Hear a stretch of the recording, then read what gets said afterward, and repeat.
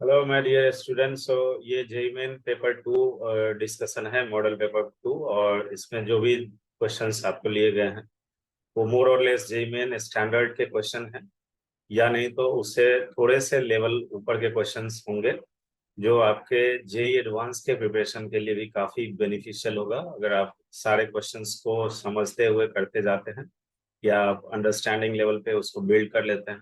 तो I hope कि it will be better for you to crack the JEE Main in the January session.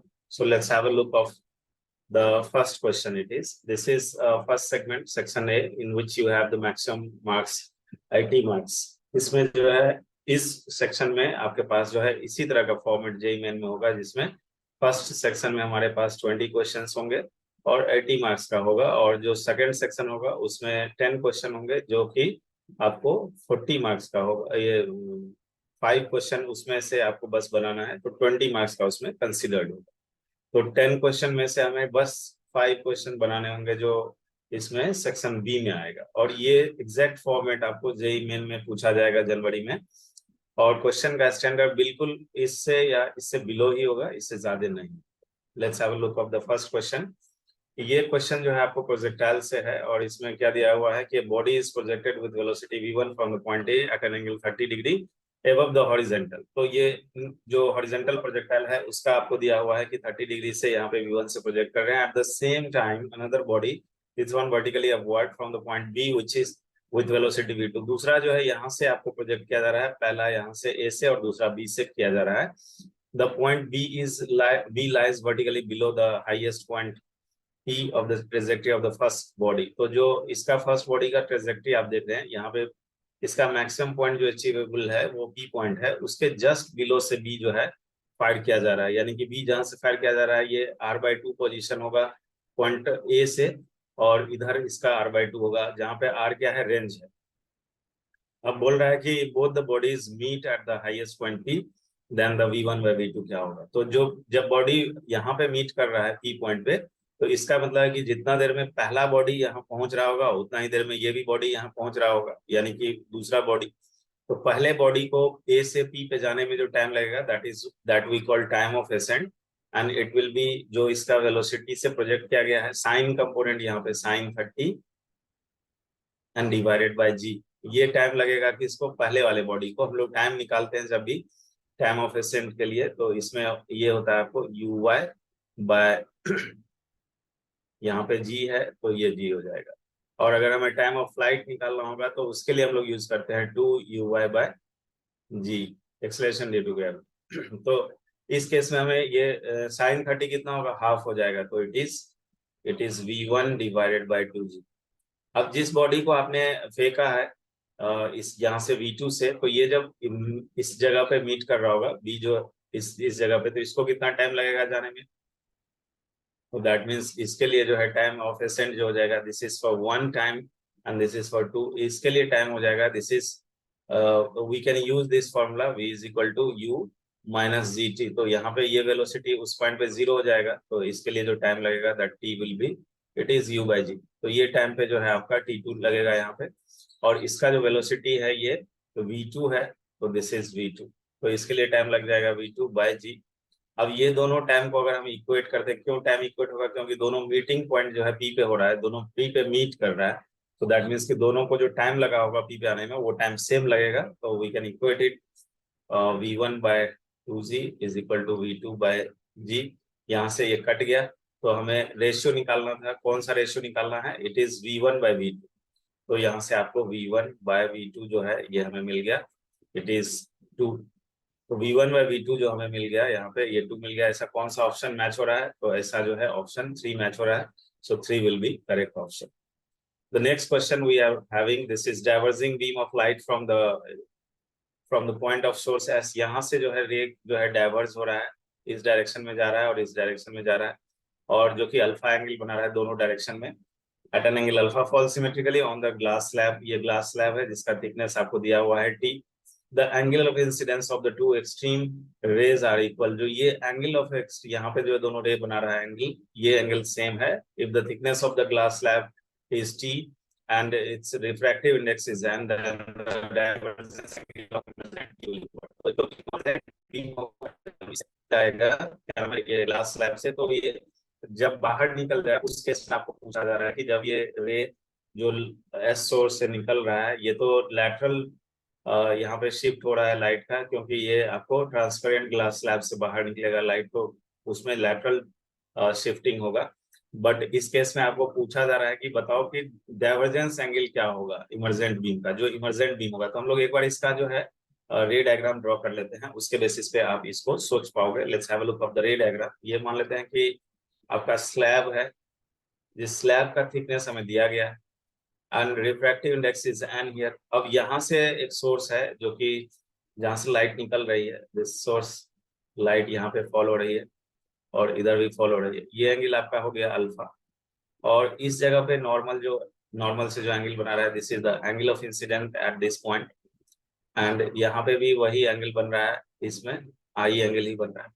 अब क्या होगा कि जब ये रेयर मीडियम से लाइट डेंसर मीडियम में आएगा, तो लाइट जो रिफ्रैक्ट होगा इसको ऐसे जाना चाहिए था, लेकिन क्या होगा कि रेयर से डेंसर में आएगा तो ये नॉर्मल लाइन की तरफ थोड़ा बेंड होगा, तो it will B bend towards the normal. तो यहाँ पे जो है रेज आपको इस तरह से आ गया, इसी तरह इसको इधर जाना चाहिए था इस डायरेक्शन में, बट ये क्या होगा, बेंड हो जाएगा।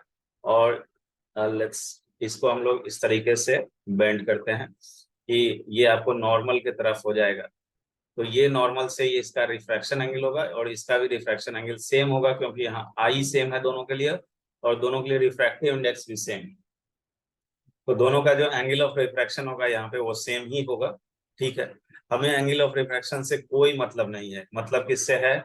मतलब है कि इसका जो डाइवर्जिंग होगा एंगल जो निकल रहा होगा उससे उसका कितना बनाएगा नॉर्मल से, उससे मतलब उस पे हम ध्यान दें कैसे बनाएंगे उसको। तो इस केस में आपको यहाँ पे इस केस में जो है हम लोगों के पास जो अब रे बनेगा, तो इसको जो आप देख रहे हैं कि ये मीडियम से जब रे आ रही है तो इसको इस डायरेक्शन में जाना चाहिए, इस डायरेक्शन में जाना चाहिए जो डायरेक्शन से मीडियम से निकल रही है। बट ये क्या होगा कि ये रे जो है आपको नॉर्मल से अवे जाएगा। क्यों अब अवे जाएगा? क्योंकि ये डेंसर मीडियम से रेयर में आ रहा है, तो दैट मीन्स कि इस केस में ये जो है अवे चला जाएगा। सो this is your angle of emergence. जो ये जो है आपका नॉर्मल से जितना एंगल बना रहा है, this is the emergent angle. और इस केस में भी वही होगा कि इसको जिधर जाना चाहिए था ये उधर जा करके नहीं, ये इधर चला जाएगा। तो इन दोनों को अगर हम इमरजेंट एंगल बोलते हैं, ये एंगल भी सेम होगा। क्यों सेम होगा? क्योंकि यहाँ आर है तो ये भी आर है, और इसके बेसिस पे आपका दोनों का डेंसर मीडियम सेम है, जो दोनों रेयर में जा रहा है वो भी सेम है, तो ये एंगल दोनों के लिए सेम होगा। अब आपको पूछा है कि ये एंगल जो इमरजेंट एंगल है, यानी कि देन द डाइवर्जेंस एंगल जो होगा वो क्या होगा, जो यहाँ से आपको निकल रहा है। तो एक्चुअल में अगर आप देखें तो जो रे है यहाँ से आपको, ये जो रे था जहां से ये डाइवर्स हो रहा था यानी सोर्स से, तो ये रे जिधर आप जा रहे हैं इधर, और ये रे दोनों पैरेलल है। इधर से जो रे इधर की तरफ जा रही है, क्यों ये पैरेलल होगा? क्योंकि हम जानते हैं कि जो जब किसी ग्लास स्लैब से होकर के लाइट निकलेगी तो वो बस लैटरल शिफ्टिंग होगा वहां पे। तो यहाँ पे क्या हो रहा है, लैटरल शिफ्ट हो रहा है। लैटरल शिफ्ट क्या है कि जो रे ये थी ओरिजिनल रे यानी फर्स्ट रे जहां से लाइट आ रही थी, इसको ऐसे जाने चाहिए, बट ये एक्चुअली सेकेंड रे है जो कि निकल रही है। तो इन दोनों में इतना का शिफ्टिंग हुआ है, और ये शिफ्टिंग को हम लोग लैटरल शिफ्ट बोलते हैं। और दिस इज ये रे और ये रे पैरेलल होगा। अगर ये रे और ये रे पैरेलल होगा तो ये दोनों जहां मीट करेगा, आपको जिस पॉइंट पे ये मीट करेगा, साइड में अगर आप छोड़ देते हैं तो इस केस में क्या आ जाएगा कि जहां पे और होगा जैसा कि सोर्स था, यानी ये वाला एंगल हमारा क्या होना चाहिए, ये वाला एंगल हमारा अल्फा ही होना चाहिए। तो दैट मीन्स कि यहाँ पे हम बस एक लॉजिक दे सकते हैं कि जो लैटरल शिफ्टिंग होगा उसके बाद जो रे निकल रहा होगा वो तो पैरेलल होगा, किसके, जो सोर्स है उससे जो लाइट डाइवर्स हो रहा है उसी के पैरेलल होगा। तो वो रे को जब आप पीछे की तरफ मिलाओगे तो वो एंगल भी क्या होना चाहिए, ये एंगल भी हमारा वही होना चाहिए जो अल्फा एंगल है यहाँ पे। तो दैट मीन्स कि इस केस में हमारा ये एंगल भी क्या हो जाएगा, this angle will be alpha angle. Just wait.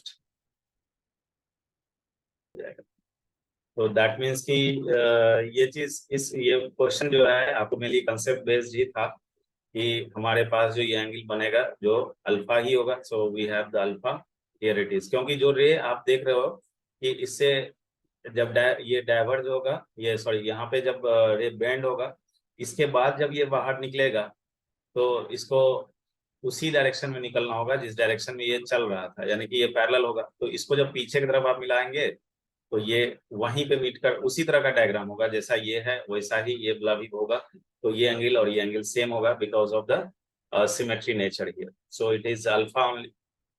Next question we are having, monkey weighing 10 kg climbing on a massless rope and frictionless pulley attached at 15 kg mass at the end of the shown in figure. In order to raise the 15 kg of the ground, the monkey climbs. तो इस 15 kg को हमें ground से lift up करना है, उस case में monkey का एक्सलेशन क्या होना चाहिए, इस पे बात हो रही है। तो अगर हम बीडी ड्रॉ करें मंकी का और इस ब्लॉक का, तो आप देखो मंकी पे जो है यहाँ पे मंकी 10 kg का है, तो इस पे जो है यहाँ पे 10 kg ब्लॉक मान लेते हैं। तो 10 kg ब्लॉक पे इधर की तरफ टेंशन लग रहा है टी और नीचे की तरफ फोर्स लग रहा है अर्थ का, इट इज 100 न्यूटन। अब ये अगर ऊपर एक्सलेट कर रहा है तो यहाँ से हमें मिल रहा है कि T minus 100 it will B 10a। तो दैट मीन्स कि यहाँ पे आपका टी जो होगा इट इज 10a प्लस 100, तो ये हमारा टी होना चाहिए। और अगर हम 15 kg ब्लॉक को देखें तो 15 kg जो है आपको इस तरह से इससे अटैच्ड, और 15 kg को अगर ग्राउंड पे रहना होगा तो यहाँ पे टी टेंशन है इसमें, और इसमें जो है आपको 15 इंटू जी लगेगा नीचे की तरफ जो अर्थ लगा रही होगी, तो इट इज 150। अब ये लिफ्ट अप तब होगा जब टेंशन का वैल्यू 150 से ज्यादा हो जाए, तभी तो लिफ्ट अप होगा। तो इसके कंडीशन को अगर हम देखें तो टेंशन इज ग्रेटर देन 150 ये लिफ्ट अप होने के लिए, और यहाँ से टेंशन क्या है हमारे पास ये, that means we can say that it is 10a plus 100 it is greater than 150। So 10a का वैल्यू ग्रेटर होना चाहिए 50 से, implies एक्सलेशन ग्रेटर होना चाहिए 5 मीटर पर सेकेंड स्क्वायर से। This is all about this question. तो यहाँ पे एक्सलेशन जो है हमारा कौन सा ऑप्शन है, it is greater then g/2, acceleration greater than g/2, ये ऑप्शन है। नेक्स्ट क्वेश्चन, इसमें दिया हुआ है wind power generator converts wind energy into electrical energy.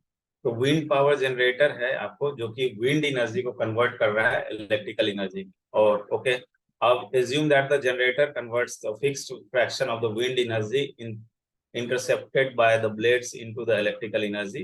तो ये एक चीज मेंशन किया है कि जो जनरेटर कन्वर्ट कर रहा होगा fixed fraction of wind energy को ब्लेड के थ्रू होकर के इलेक्ट्रिकल एनर्जी। तो विंड स्पीड v, तो अगर विंड स्पीड को हम कांस्टेंट मान लेते हैं तो उस केस में इलेक्ट्रिकल पावर किसके प्रोपोर्शनल होगा।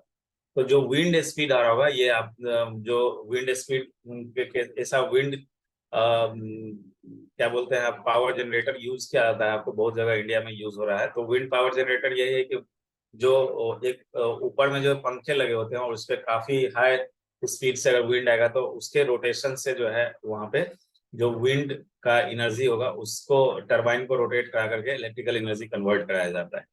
तो वहां पे ये चीज आपको देखना है कि अगर हम विंड स्पीड को फिक्स रखें तो इलेक्ट्रिक पावर जो जनरेट होगा वो स्पीड के कैसे प्रोपोर्शनेट होगा। तो एक चीज हम लोग यहाँ पे देखेंगे कि जो पावर अगर हमें निकालना होगा तो पावर के लिए आपको चाहिए फोर्स एंड वेलोसिटी, ये दोनों चाहिए। फोर्स कैसे निकालेंगे, तो फोर्स निकालने के लिए फोर्स हम लोग जानते हैं it is d/dt of linear momentum mv, यानी कि मोमेंटम किस रेट से चेंज कर रहा है दैट इज योर फोर्स।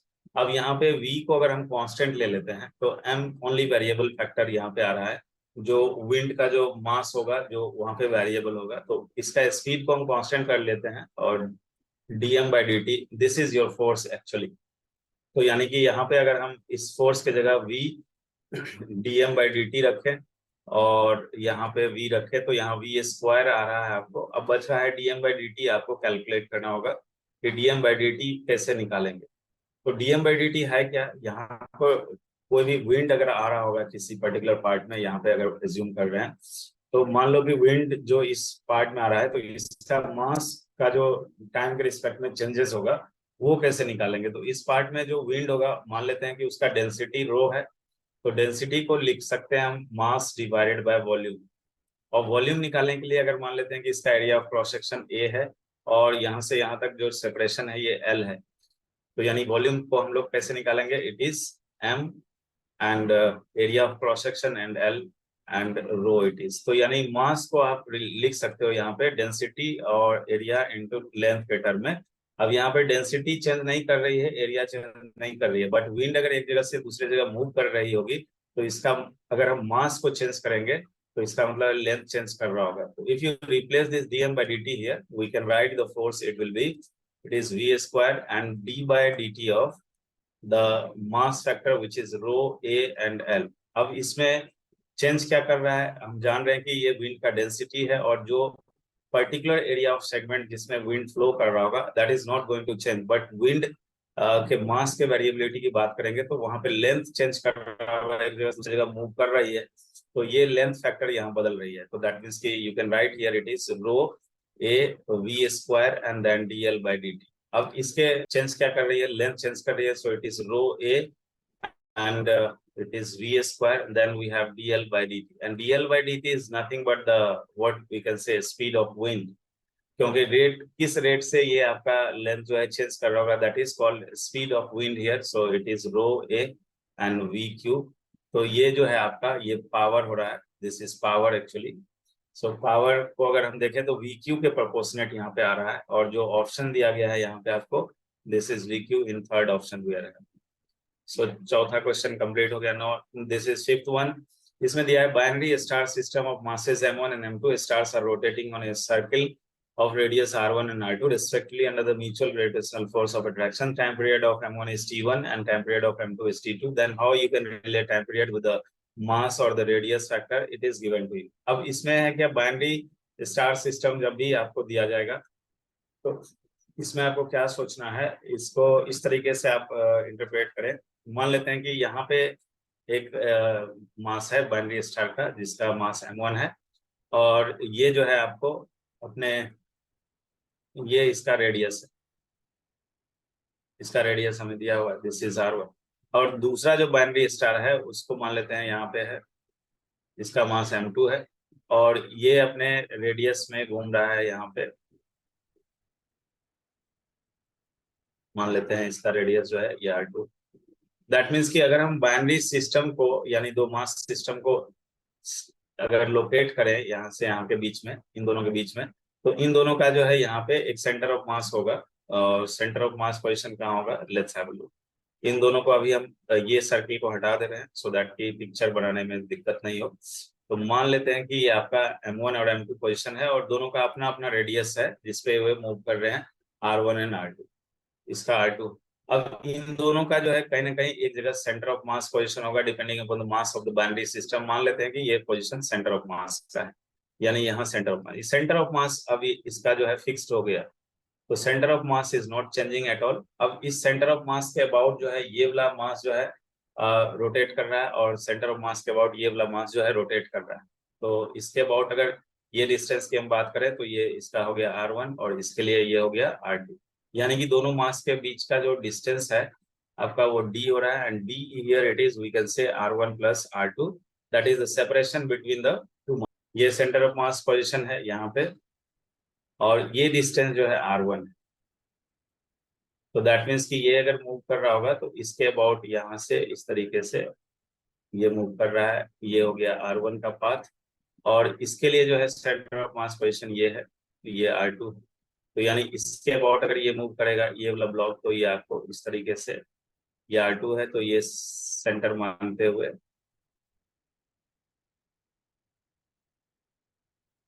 इस तरीके से ये मूव कर रहा होगा।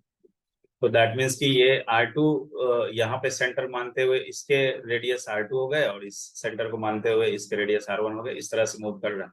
अब दोनों में ग्रेविटेशनल फोर्स लग रहा है तो ये ग्रेविटेशनल फोर्स जो है इसके बीच में ये लगेगा।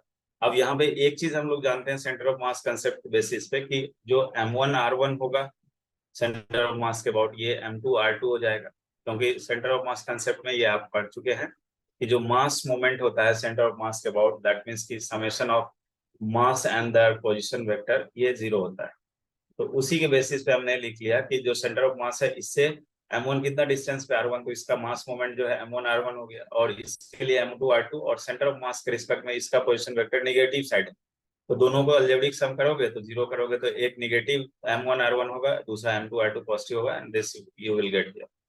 अब इस केस में हमें चाहिए क्या, दूसरा पार्ट है टाइम पीरियड चाहिए। तो सबसे पहले इसमें जो है हम लोग अगर ये मान लेते हैं कि M1 जो है ये ओमेगा 1 से इसके अबाउट रोटेट कर रहा है और M2 जो है ये ओमेगा 2 से रोटेट कर रहा होगा, तो इसके ऊपर जो है जो फोर्स लग रहा है उसको, यानी कि जो सेंट्रीपिटल फोर्स लगेगा सेंटर ऑफ मास के अबाउट, सेंट्रीपिटल फोर्स जो है 1 पे क्या लगेगा, तो इसका जो मास है M1 and omega 1 square and then R1।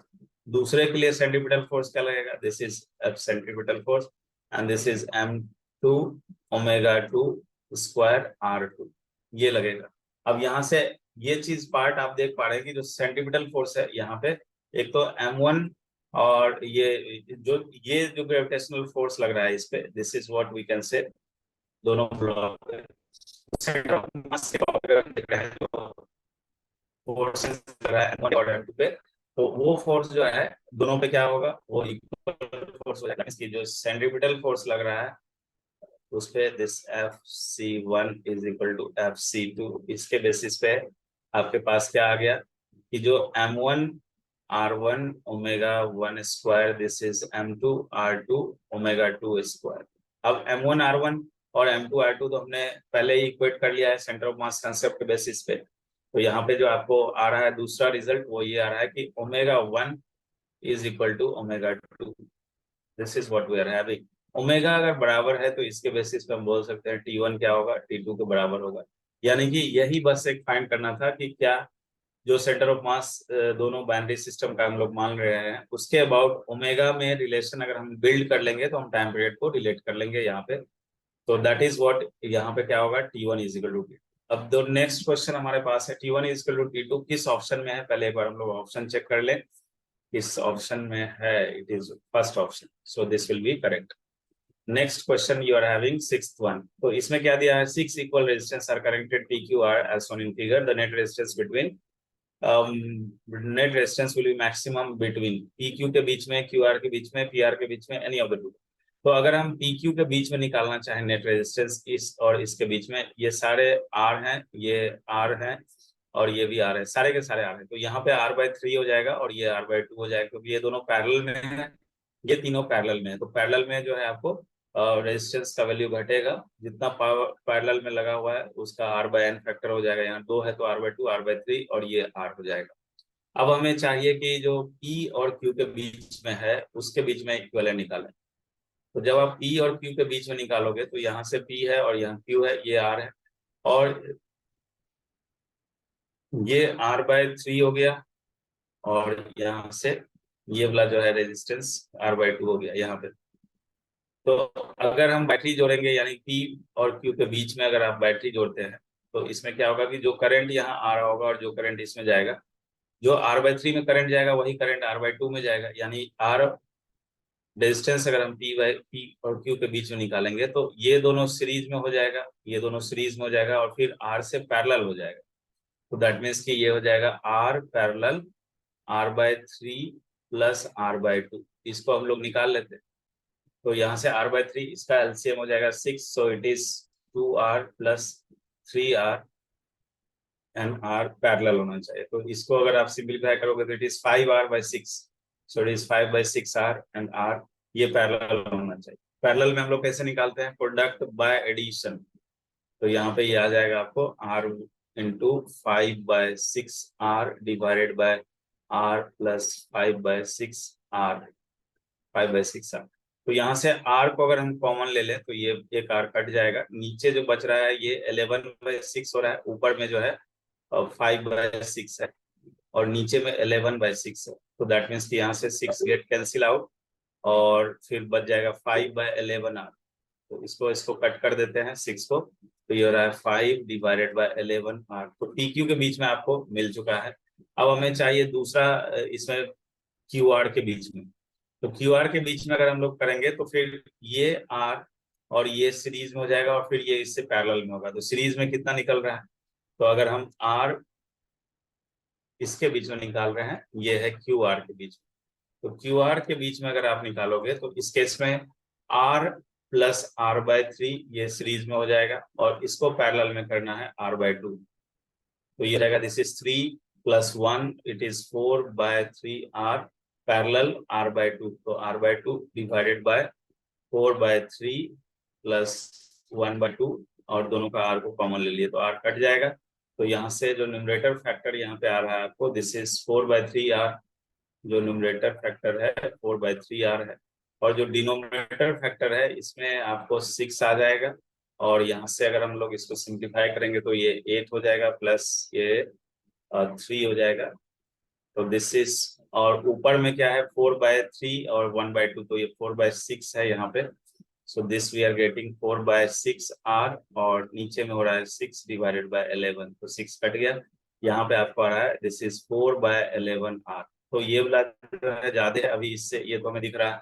अब एक ही बचा हुआ है जो हमें निकालना है, दैट इज पी आर के बीच में। पी आर के बीच में यानी कि यहाँ पे आर और r/2 सीरीज में हो जाएगा, और r/3 से आप उसको पैरेलल करेंगे, तो यानी जो रेजिस्टेंस है पी आर के बीच में, इसको अगर निकालेंगे तो यहाँ पे आर और r/2 जो है ये सीरीज में हो जाएगा, और इसको पैरेलल कर देंगे r/3 से। तो इन दोनों के बीच में अगर आप इसको r + r/2, ये 3/2 हो रहा है, तो it is 3/2r into r/3 divided by 3/2r plus 1/3r। तो इसका r कॉमन लेकर के दोनों का एक r को कट कर देते हैं। तो ऊपर में हो रहा है आपको दिस इज 3/6r, और इसमें नीचे में हो रहा है यहाँ पे इन दोनों का एलसीएम 6 हो जाएगा, सो इट इज 3 और 2 5 हो जाएगा। तो दैट मीन्स कि इट इज, इसका एलसीएम 6 होगा तो इट विल बी 9, सॉरी 9, और यहाँ से अगर इसको करेंगे तो 2 11 हो रहा है, तो ये 6 और ये 6 कट जाएगा, so it will be, it is 3/11r। तो आप देखिए ये 3/11r है, ये 4/11r है, इसे ऊपर जो जस्ट हम लोग निकाले थे, और वो 5/11r है, यानी कि इसके बीच में हमें मैक्सिमम मिलेगा P और Q के बीच में, तो इसमें मैक्सिमम मिलेगा। तो क्वेश्चन जो है ज्यादा कॉम्प्लिकेटेड नहीं है, but it is time consuming when you are solving in exam, and if doing any kind of mistake over there it will be mistake. तो ये चीज ध्यान रखना है। नेक्स्ट क्वेश्चन नंबर 7, ये दिया हुआ है आपको, jet of water with cross section area alpha strike at an angle theta with the normal and rebounds elastically. The speed of water in the jet is v. The normal force on the wall. तो normal force जो wall पे लग रहा है वो हमें निकालना है, ठीक है। तो मान लेते हैं कि ये आपका wall है, और इस wall पे जो है ये नॉर्मल सरफेस है, और जो जेट आर का मान लेते हैं कि ये एरिया ऑफ क्रॉस सेक्शन है, यहाँ से जो है वाटरफॉल कर रहा है इस जगह पे, और ये एंगल मान लेते हैं कि थीटा बना रही है, और इसका एरिया ऑफ क्रॉस सेक्शन जो है ये अल्फा दिया हुआ है, और ये जिस स्पीड से यहाँ पे स्ट्राइक कर रहा है वो मान लिए भी इलास्टिकली अगर कॉलिजन होगा यहाँ पे वॉल पे आपको, तो क्या हो रहा है कि इसका इधर की तरफ जो है ये इस तरह से, इधर की तरफ इलास्टिक कोलिजन का मतलब है सेम स्पीड से ये इधर रिबाउंड होगा, और ये एंगल हमारा सेम ही रहेगा। तो जब आप वेलोसिटी का कंपोनेंट देखोगे तो यहाँ पे वेलोसिटी के पास जो है दो कंपोनेंट, एक कंपोनेंट जो कि ये एंगल थीटा है, तो ये वाला एंगल भी थीटा होगा, तो it is v cos theta, और ये वाला कंपोनेंट जो है आपका वी साइन थीटा। जो कॉलिजन हो रहा है यहाँ पे वॉल के साथ, उसमें वी कॉस साइन थीटा का कोई योगदान नहीं है, वी कॉस थीटा जो है इसको हिट कर रहा है नॉर्मली, तो इट मीन्स कि ये कॉलिजन में हो गया। अगर हमें फोर्स चेंज इन मोमेंटम निकालना होगा, चेंज इन मोमेंटम अगर आप चाहते हैं तो change in momentum it will B, change in momentum क्या हो जाएगा, तो इट इज जो m into delta we. Delta we का मतलब है कि इसके जो वेलोसिटी में चेंजेस होंगे, तो क्योंकि ये v cos थीटा से इधर जा रहा है, और जब ये रिटर्न बैक हो रहा होगा, रिबाउंड हो रहा होगा, तो इधर के तरफ इसका एक कंपोनेंट होगा v cos थीटा, और इधर के तरफ एक कंपोनेंट हो जाएगा v sin थीटा। तो v sin theta is the parallel component with respect to the wall, so it is not taking part in the collision, और v cos theta is the perpendicular component of speed here, so it is only taking part in the collision. तो दोनों का direction opposite है, that means एक इधर की तरफ जा रहा है, यानी कि वॉल की तरफ, एक वॉल से दूर जा रहा है, तो वॉल की तरफ और वॉल से दूर, तो यानी कि आप अगर यहाँ पे मोमेंटम चेंज निकालोगे तो it will be, it is 2mv cos theta, यानी कि जो मास है उसमें कोई चेंजेस नहीं हो रहा है, लेकिन जो वेलोसिटी है उसमें चेंज हो रहा है, तो that will B 2v cos theta. दोनों को ऐड इसलिए किए क्योंकि दोनों जो है अपोजिट डायरेक्शन में, और हम लोग v final minus v initial करते हैं, तो माइनस डायरेक्शन वाइज एक प्लस में होगा तो एक माइनस में होगा, तो वो ऐड हो जाएगा आपको। So it will B, this is 2mv cos theta. अब हमें मोमेंटम अगर मिल चुका है तो हमें क्या चाहिए, अब फोर्स चाहिए। तो इस केस में जो है आपको, अब इसमें जो है हमें मास के बारे में कुछ पता नहीं है, बट यहाँ पे आपको ये दिया हुआ है, एरिया ऑफ क्रॉस सेक्शन दिया हुआ है। तो अगर हम यहाँ पे मास को देखें कि मास को कैसे रिलेट करेंगे, तो एरिया ऑफ क्रॉस सेक्शन के बेसिस पे तो मास को रिलेट कर लेंगे यहाँ पे, this is 2mv cos theta, and इसको डिफरेंशिएट करेंगे। फोर्स चाहिए तो we are having delta p by delta t, this will be force. इसका मैग्नीट्यूड निकाल लेंगे तो this will be the magnitude of force, this is the magnitude part I have written here, 2mv cos theta. तो इसको differentiate करो, this is 2v and then 2mv, it is mv cos theta, और it is d by dt of this one। तो इसमें क्या क्या constant है आप देख सकते हैं। जो ये स्ट्राइक हो रहा है, जेट वाटर स्ट्राइक हो रहा है, तो जेट वाटर का एरिया ऑफ क्रॉस सेक्शन आपको दिया गया है। तो इसमें हमारे पास जो ये कांस्टेंट पार्ट है वो ये v cos थीटा है, 2 कांस्टेंट है, इसको बाहर कर लेते हैं। सो it is 2 and v cos theta, then we have dm by dt। तो dm by dt कैसे निकालेंगे, तो डेंसिटी जो वाटर का होगा यहाँ पे वो हो जाएगा, जो मास है वाटर में और जो वॉल्यूम सेगमेंट है उसके बेसिस पे हमें डेंसिटी मिल जाएगा। तो इसको आप यहाँ पे मास को हम लोग लिख सकते हैं, this is rho into volume, के लिए हम लोग एरिया इंटू लेंथ कंसीडर करेंगे। एरिया पे जो कि अल्फा दिया गया है आपको, you can see the question. जो ये एरिया ऑफ क्रॉस सेक्शन है वो अल्फा स्ट्राइक कर रहा है थीटा एंगल पे, तो अल्फा के टर्म में हमें दिया गया है, तो दैट मीन्स कि अल्फा के टर्म में दिया गया है, तो अल्फा के टर्म में यहाँ पे एरिया को रिप्लेस कर लेते हैं। सो ये पार्ट जो है आपका अल्फा है एंड एल है। अब इसमें मास को अगर हम वेरिएबल करेंगे, dm बाई dt करेंगे, तो यहाँ पे d बाई dt करना होगा किसका, इस मास का। अब ये पार्ट जो है रो है और ये एरिया है, it is not going to change for the water, so rho and area will be outside, only length factor is changing, और लेंथ का चेंजिंग टाइम के रिस्पेक्ट में जो है वो वेलोसिटी बिल्ड करेगा, तो it is rho A and v, यानी कि dm बाई dt टर्म को आपको यहाँ से रिप्लेस करना होगा। इस तरह का dm बाई dt टर्म एक पहले वाले क्वेश्चन में भी आपने देखा है, तो इसमें हम इसी को यूज करेंगे। तो इसके जगह पे v आ जाएगा, तो ये हो जाएगा, एरिया के लिए हम लोग अल्फा यूज करेंगे, ये दिया हुआ है अल्फा, तो वहां पे आ जाएगा v cos थीटा, और फिर डी के रो अल्फा v यूज करेंगे, तो it is 2v cos theta, and dm by dt के लिए हम लोग यूज करेंगे रो अल्फा इनटू v। तो यहाँ से ये हो रहा है आपको 2 alpha rho v square cos theta. So this is your force develop over there, जब कॉलिजन जो है वाटर का जेट का जो है इलास्टिक कॉलिजन हो रहा है वॉल से, तो यहाँ पे 2 alpha v square rho cos theta, 2 alpha v square rho cos theta, it is in option 1 we are having. तो इस तरह से ये 7वां क्वेश्चन हो गया आपका। 8वां में देखते हैं ये क्या है। ये दिया हुआ है आपको, cubical block of side to a rest on the rough horizontal surface and pushed by gently increasing the horizontal force acting on at a height h at the right angle to one of the face of the block। तो यहाँ पे ये जो force gradually लग रहा है आपको, ये क्यूबिकल ब्लॉक मान लेते हैं, जो कि ये दिया हुआ है, ये हमें क्यूबिकल ब्लॉक दिया गया है, इसका हाइट h है और ये हाइट h, और इसका जो ये क्यूबिकल ब्लॉक है ये 2a है। हाइट h वो हाइट है जहां पे फोर्स लग रहा होगा, so this is given to you. मान लेते हैं कि ये क्यूबिकल ब्लॉक का मतलब है कि इसका हाइट और विड्थ सब सेम होगा, लेकिन फोर्स जहां पे लग रहा है वो हाइट हमें दिया गया है। Cubical block 2a rest on the horizontal surface floors and pushed by a gradual increasing horizontal force acting at a height h at right angle to one face of the block। तो मान लेते हैं कि ये height जो है यहाँ पे, दिस इज किसी पर्टिकुलर हाइट पे ले लेते हैं, let's suppose this is the height here, ये आपका 2a हो गया यहाँ से यहाँ तक का, दिस इज 2a,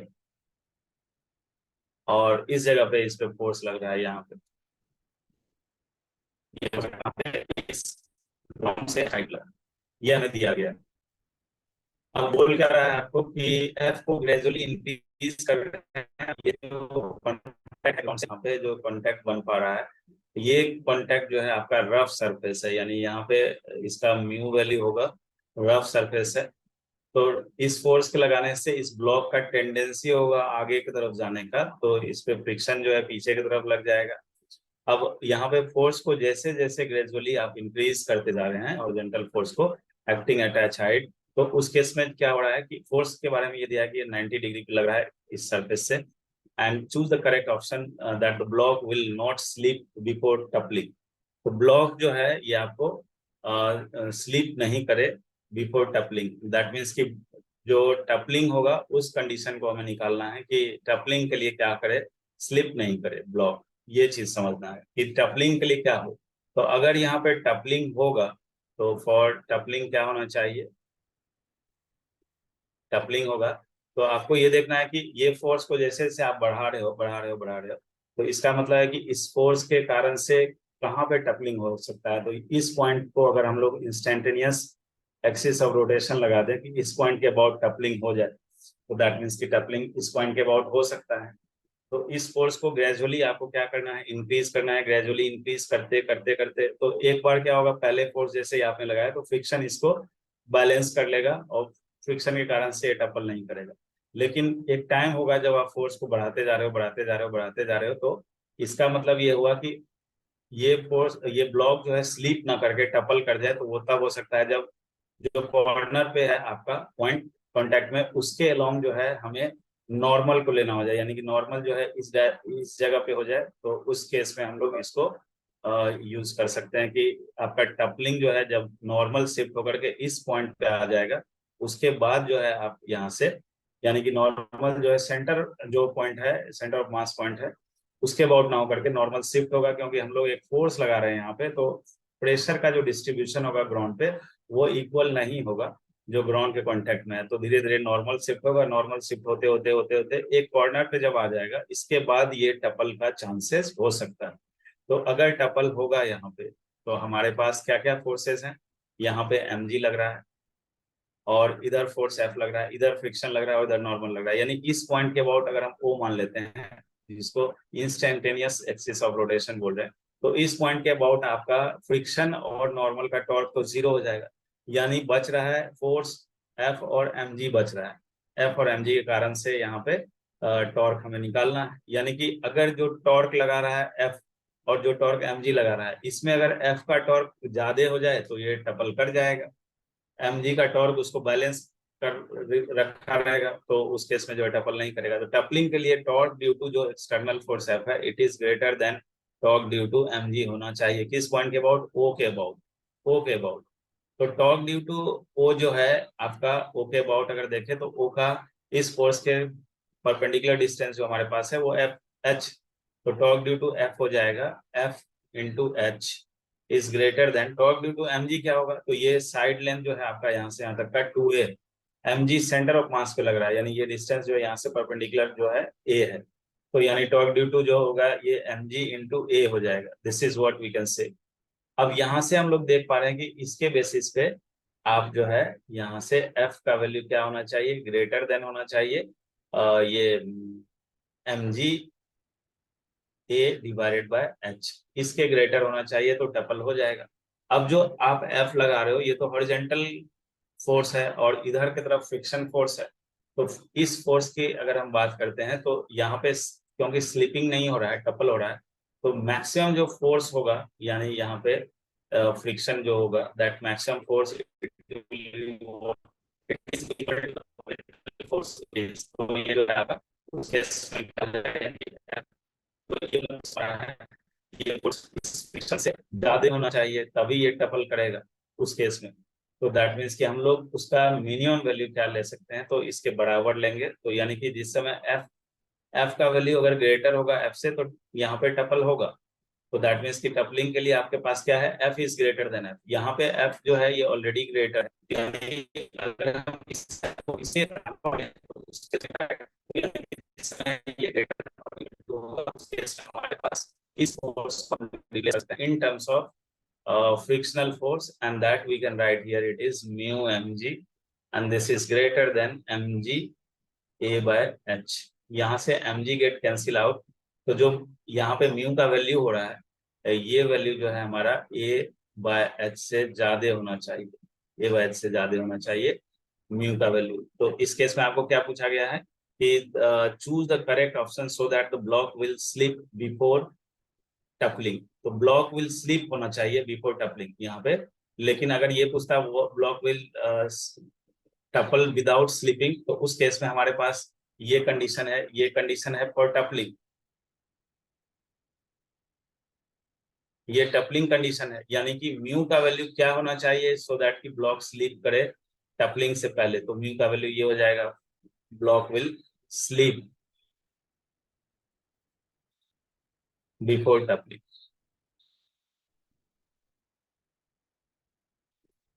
तो ये दोनों चीज आपको समझना होगा, क्योंकि यहाँ पे बच्चे को कंफ्यूजन होता है कि कौन सा ऑप्शन हम यहाँ पे चूज करें। दोनों ही कंडीशन दिए हुए हैं, mu is greater then A by H and mu is less than A by H. तो अगर टपलिंग होगा तो उस केस में आपका क्या होगा, म्यू ग्रेटर हो जाएगा ए बाय एच से। अगर टपलिंग से पहले मतलब ये स्लीप होगा टपलिंग बाद में होगा, तो स्लीप कंडीशन के लिए म्यू का वैल्यू लेस हो जाना चाहिए ए बाय एच से। यानी ये चीज दोनों याद रखेंगे, आपका इससे जो है क्वेश्चन बन जाएगा। I hope it is clear. Now the next question we are having is question number 9, and then we'll go for the question number 10. Just wait.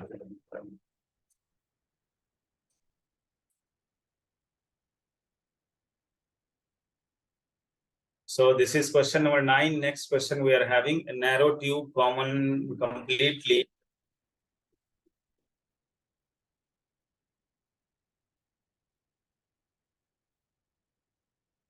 A narrow tube completely filled with the liquid is lying on a series of cylinders as shown in figure. Assume that no sliding between any surfaces.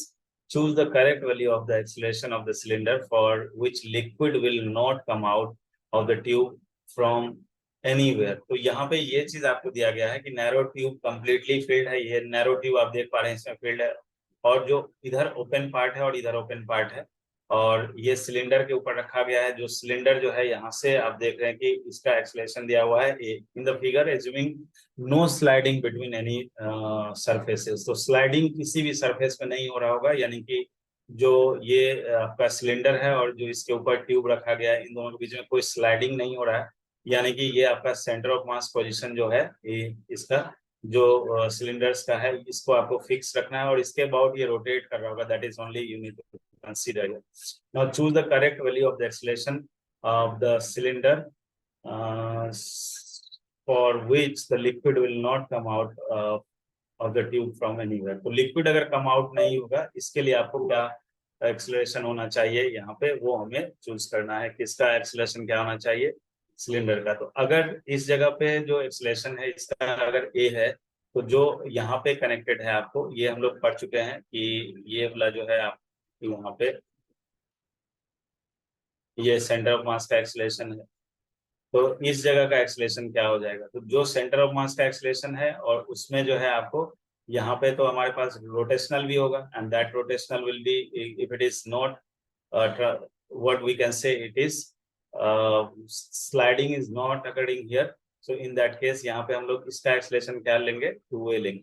तो that means कि ये जो ऊपर में narrow tube रखा होगा, इस narrow tube का एक्सलेशन हमारे पास क्या हो गया, 2a हो गया। अगर सारा का सारा सिलेंडर जो है आपको इस डायरेक्शन में ए से जा रहा है, तो जो नैरो ट्यूब इसके कांटेक्ट में है, ये इसके टॉप सरफेस पे कांटेक्ट में है, तो इस नैरो ट्यूब का एक्सलेशन 2a हो जाएगा। तो इसका अगर 2a हो जाएगा, तो इस नैरो ट्यूब को आप इस तरह से देख सकते हैं कि इसमें लिक्विड फिल है, और इधर पे जो है एटमॉस्फेरिक प्रेशर की एटमॉस्फेयर है। तो इस पॉइंट पे जो प्रेशर होगा वो क्या हो जाएगा, तो जो एटमॉस्फेरिक प्रेशर है और यहाँ से यहाँ का जो डिस्टेंस है आपका,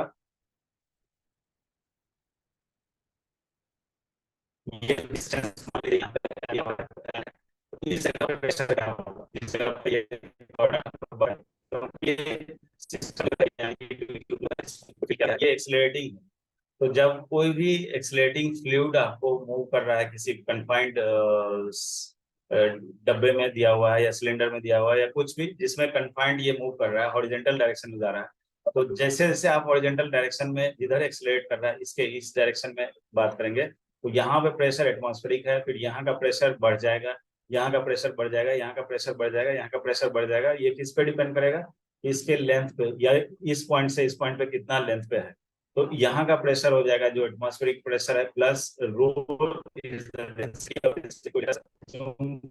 रो, और जो इसका एक्सेलरेशन है उस एक्सेलरेशन हुए है। तो यहाँ पे इसके पास जो है 2a इंटू रो एंड जो लेंथ यहाँ पे दिया हुआ है यानी एल। तो ये कंसेप्ट आप फ्लूइड में पढ़ चुके होंगे कि अगर कोई भी लिक्विड है, इस तरह का ट्यूब दिया हुआ है और इसका लेंथ एल है, इस जगह का अगर प्रेशर आपको पी नॉट है और ये एक से एक्सलेशन कर रहा है, तो यहाँ का ए का प्रेशर ये है, तो बी का प्रेशर जो होगा it will B P naught plus जो डेंसिटी का लिक्विड का डेंसिटी है दैट रो, और इसका लेंथ और जो एक्सलेशन यहाँ पे रो एल ए, ये हम लोग ऐड करते हैं। This will be increasing pressure at this point in horizontal. ठीक है, तो इसको अगर हम यूज कर लें तो यहाँ पे हमको क्या मिल गया? प्रेशर मिल गया।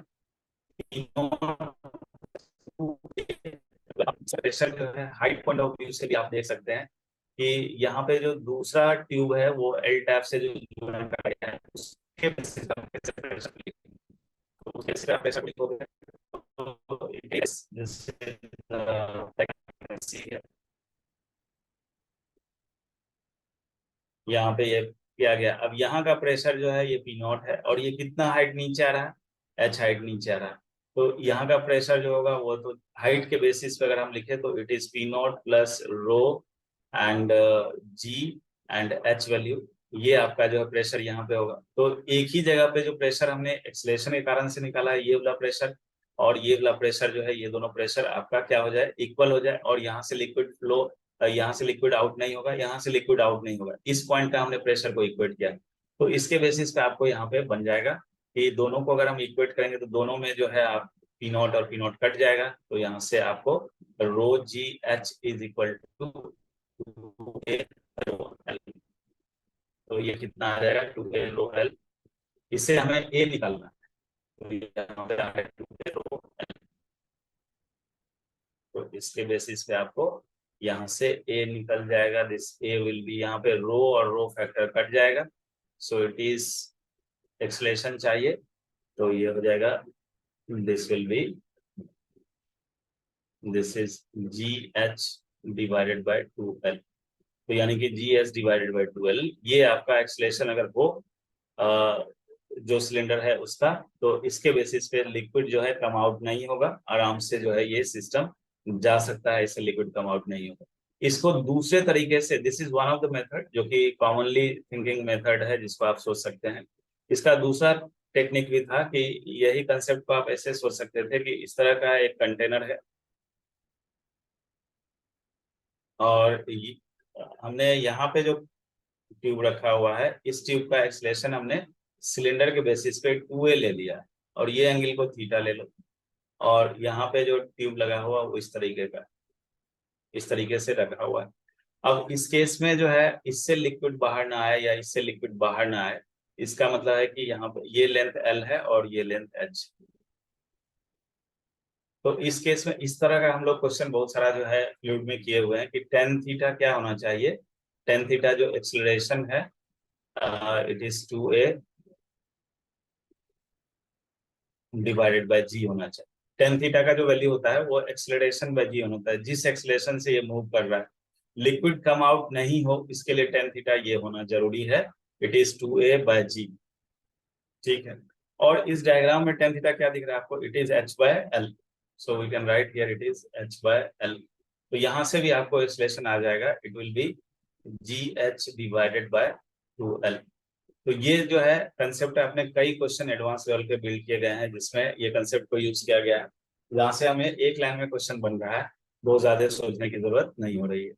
तो कुछ ऐसे भी ट्रिक हो सकते हैं जो आपको एग्जाम में स्ट्राइक कर सकता है, जब आपने बहुत सारा क्वेश्चन एडवांस लेवल का प्रैक्टिस कर लिया है तो you can your mind can think in different manner also that it is depending upon how you can think no matter how you are solving. So this is method 2 and method 2 बनाने में हमें जो है मुश्किल से 30 second लगे इसको इस चीज को सोचने में, लेकिन ये चीज आपके माइंड में स्ट्राइक करना चाहिए. Let's have a look of the new question, the last question of this video. In this question it is given to you the four wires are made of the same material. तो अगर हम 4 wire की बात करें तो इसमें एक wire ये दिया हुआ है सेम मटेरियल का बना हुआ है 4 वायर, दूसरा वायर ये मान लेते हैं, तीसरा वायर ये मान लेते हैं और चौथा वायर ये.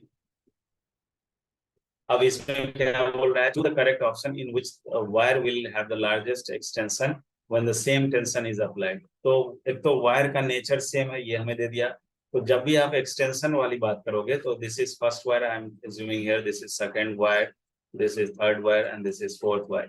तो इसमें एक्सटेंशन वाले केस में हम लोग यंग्स मॉडुलस को यूज करते हैं. यंग्स मॉडुलस क्या होता है, force by area of cross section divided by change in length by initial length.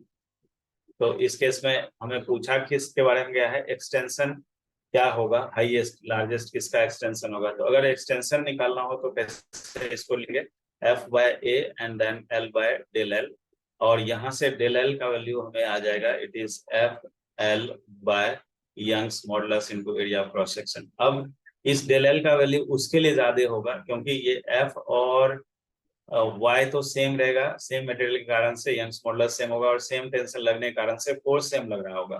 तो यानी कि डेल एल का वैल्यू जो है ये डिपेंड करेगा, जिसका एल बाय ए वैल्यू ज्यादा हो जाएगा उसका हमें डेल एल ज्यादा होगा. अब ये हर वायर के लिए हमें निकालना होगा जो कि आपको इसमें दिया गया है. तो इसमें लेंथ 50 सेंटीमीटर है और डायमीटर 0.5 mm.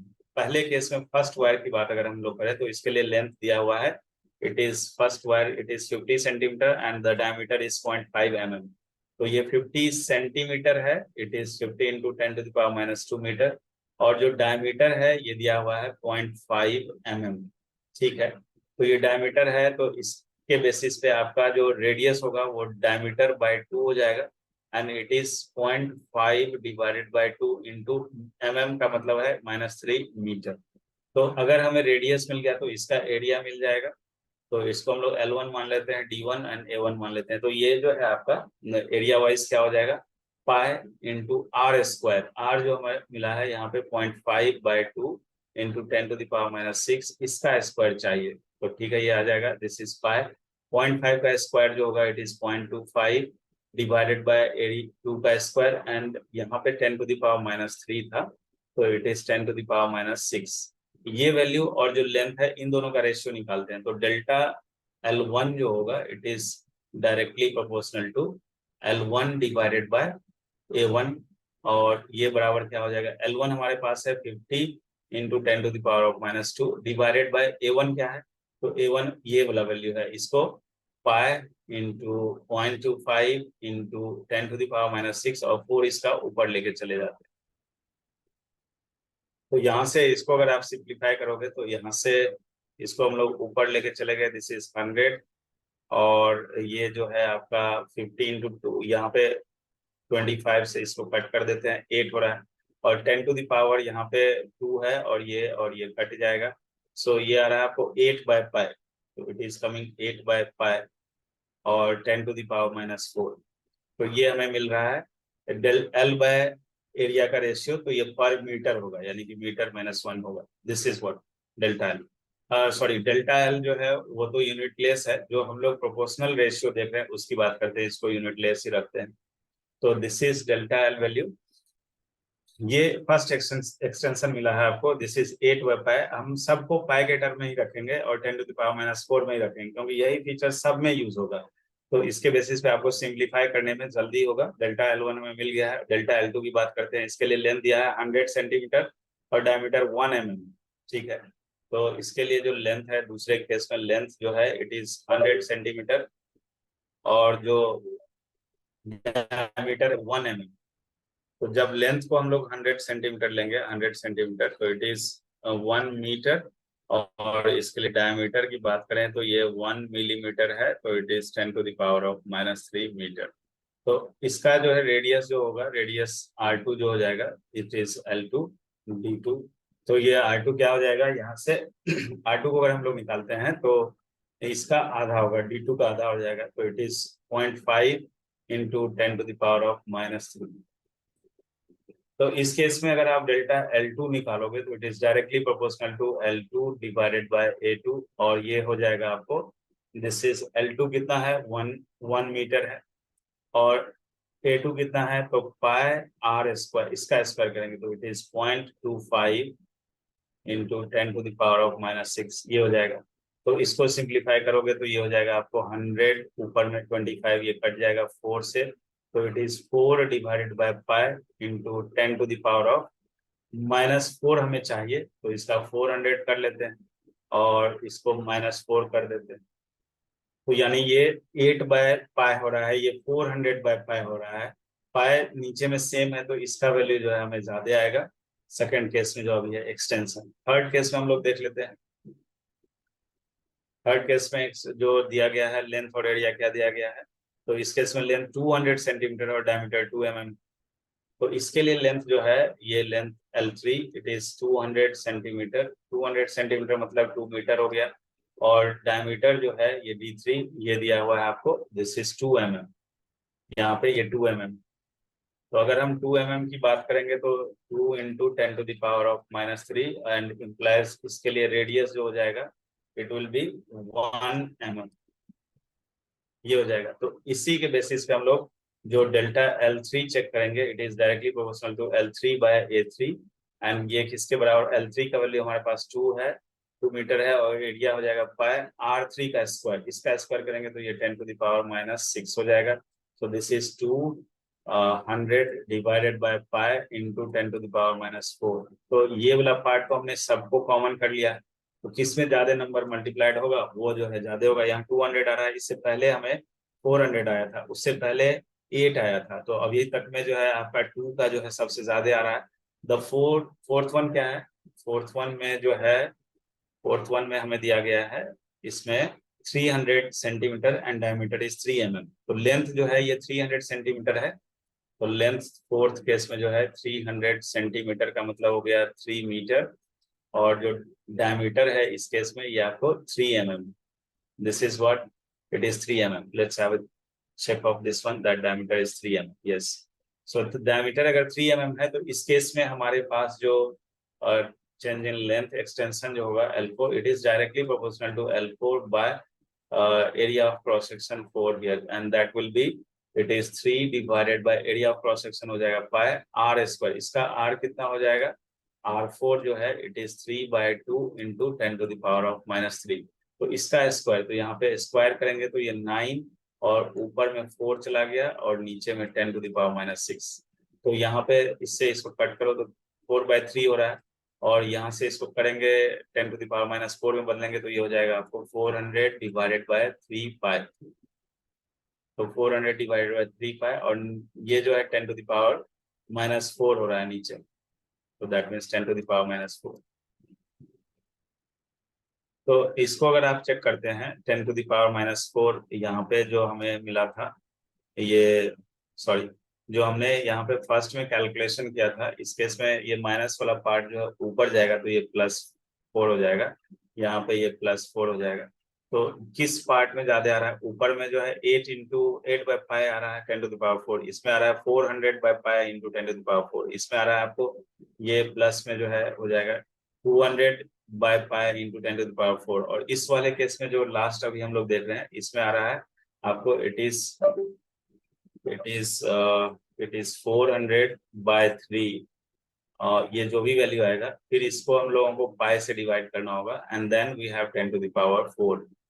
तो दैट मीन्स कि इसमें 400/3 आप करोगे तो इट विल बी 130 कुछ आएगा, 135 के आसपास अराउंड आ रहा होगा, तो 135 ये आ रहा है, और इस वाले केस में जो है आपको 200 आ रहा है, इस वाले केस में जो है 400 आ रहा है, और इस वाले केस में तो ऑब्वियस है 2 के केस में हमें सबसे ज्यादा एक्सटेंशन मिल रहा है।